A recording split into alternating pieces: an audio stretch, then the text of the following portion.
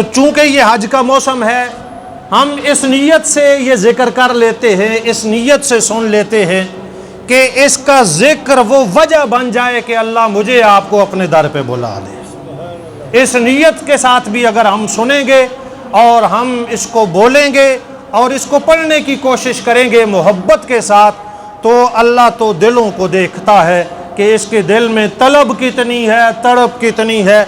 شوق کتنا ہے۔ اس کے ہاں پیسے نہیں دیکھے جاتے، مال نہیں دیکھے جاتے، شکلیں نہیں دیکھی جاتی، یا اس کے ہاں عمل دیکھا جاتا ہے یا دل دیکھا جاتا ہے۔ اس لیے اس طلب کے ساتھ آپ اللہ سے مانگتے بھی رہیں، اللہ سبیل بنا دے گا، وہ راستے بنا دے گا، اور وہ ایسے راستے بناتا ہے کہ پانی چل رہے ہوتے ہیں لیکن اللہ کہتا ہے موسیٰ گزر جاؤ، میں نے پانیوں میں تمہارے لیے راستے بنا دیے۔ تو وہ اس طرح راستے بناتا ہے۔ تو احباب ذی وقار، حج اسلام کے ارکان میں سے ایک بنیادی رکن ہے، اسلام کے فرائض میں سے ایک بنیادی فریضہ ہے، اور یہ بات ہم بچپن سے پڑھتے آ رہے ہیں۔ اسلام کے 5 ارکان ہیں۔ پہلا رکن پڑھ لیں، کیا ہے؟ لا الہ، اونچی آواز سے، لا الہ الا اللہ محمد الرسول اللہ۔ یہ پہلا رکن ہے کہ ہم عبادت کس کی کریں گے؟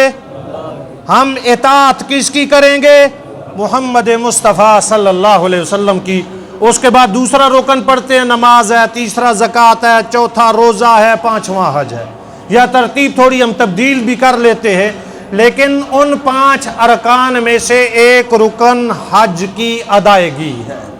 نبی کریم صلی اللہ تعالیٰ علیہ وسلم نے بھی جب اسلام کے ارکان کا ذکر فرمایا تو آپ صلی اللہ علیہ وسلم نے اس طرح ارشاد فرمایا، بنی علیہ السلام علی 5، کہ اسلام کی بنیاد 5 باتوں پر رکھی گئی ہے۔ اسلام کی عمارت کو 5 پلروں پر، 5 چیزوں پر قائم کیا گیا ہے۔ اس کے بعد اسلام کی عمارت شروع ہوتی ہے، اور وہ جو اسلام کی عمارت ہے اس میں سے لا الہ الا اللہ محمد الرسول اللہ، اور اقامت نماز ہے، ایتاء زکوٰۃ ہے، اور رمضان کا روزہ ہے، اور حج بیت اللہ ہے۔ یہ اسلام کے بنیادی ارکان میں سے ایک رکن ہے، اور یہ تمام عبادات میں سے ایک ایسی عبادت ہے جس کو ہم یوں کہہ لیں کہ یہ عاشقانہ عبادت ہے۔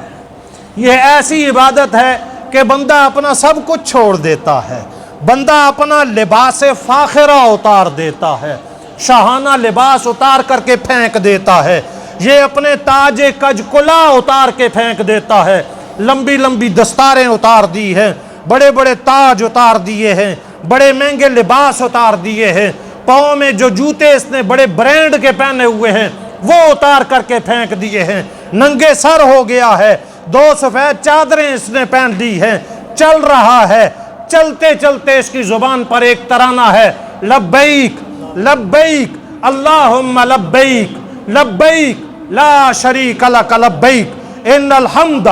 والنعمت لک والملک لا شریک لک۔ ہر ایک یہ پڑھ رہا ہے، بادشاہ ہے، اس کا لباس اترا ہوا ہے، چادریں اوڑھی ہوئی ہے، غریب ہے،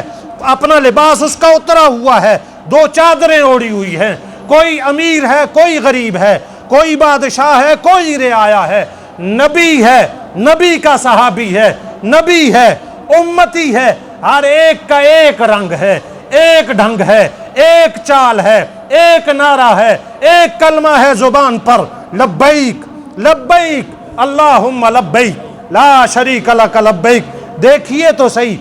انداز، دیکھیے یہ کیسے وفد جا رہے ہیں، یہ کیسے ڈیلیگیشن جا رہے ہیں، یہ کیسے سفیر اور نمائندے جا رہے ہیں، لباس ایک جیسا، انداز ایک جیسا، آواز ایک جیسی، اور یہ چل رہے ہیں۔ یہ عاشقانہ عبادت ہے۔ آپ نماز پڑھیں، آپ کا جو لباس ہے پڑھیں، آپ جس انداز کے ہیں پڑھیں، آپ زکوٰۃ دیں، آپ جس طرح رہتے ہیں اس طرح زکوٰۃ ادا کریں، آپ روزہ رکھیں، آپ جس طرح افطاری کرنا چاہتے ہیں، امیر ہیں، آپ کے دسترخوان پر جو کچھ آپ سجا سکتے ہیں آپ کو اجازت ہے، غریب ہیں، آپ پانی کے گھونٹ سے روزہ افطار کر سکتے ہیں۔ لیکن جب بات حج کی آتی ہے اللہ کہتا ہے نا نا، اب نہیں، اب نہیں، اب تجھے پتہ نہیں ہے آ کہاں رہا ہے، تجھے پتہ نہیں ہے سفر کون سا ہے، تجھے علم نہیں ہے کہ کس دربار کی طرف تیرا رخ ہو رہا ہے۔ اب تو بیت اللہ کی طرف آ رہا ہے، روضہ رسول پہ تیری حاضری ہوگی،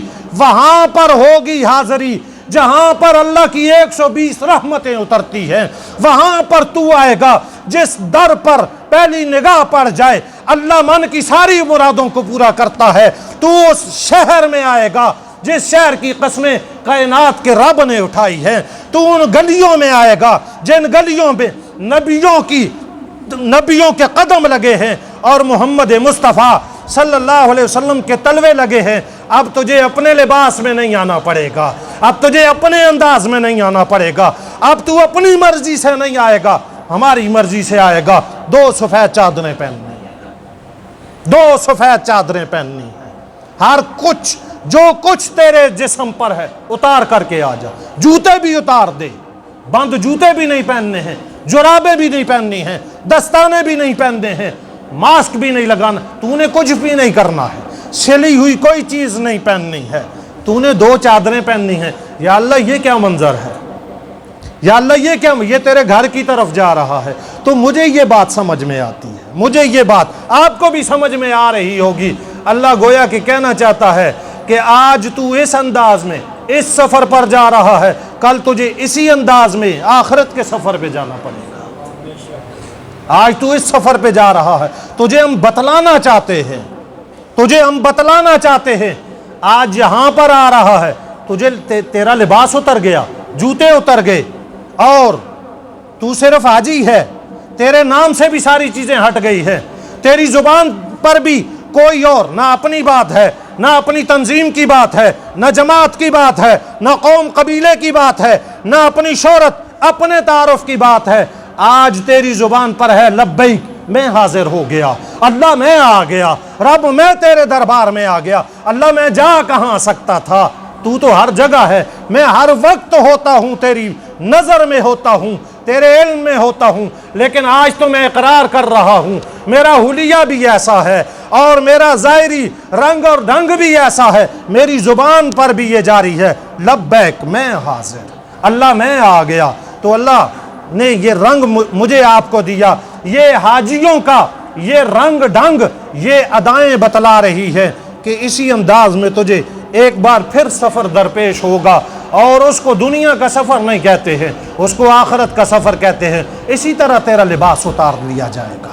کاٹ کر اتارا جائے گا، آج اپنی مرضی سے اتارا ہے، اس دن کاٹ کر اتارا جائے گا، جوتے اتار لیے جائیں گے، سر سے پگڑی، دستار، تاج اتار لیا جائے گا، تیرا نام تجھ سے چھین لیا جائے گا، تیری شناخت مٹا دی جائے گی، تیرا مال تجھ سے وہ لے لیا جائے گا۔ اس دن تجھے اسی طرح کی چادریں ڈالی جائیں گی، 2 سفید چادریں تجھے اس دن بھی ڈالی جائیں گی۔ آج تو اپنے پاؤں پہ جا رہا ہے، کل لوگوں کے کندھوں پہ جائے گا۔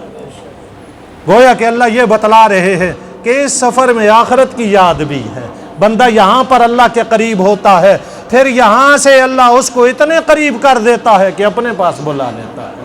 یہ حج، یہ ایک عاشقانہ سفر ہے، اللہ سب کو بار بار حاضری نصیب فرمائے۔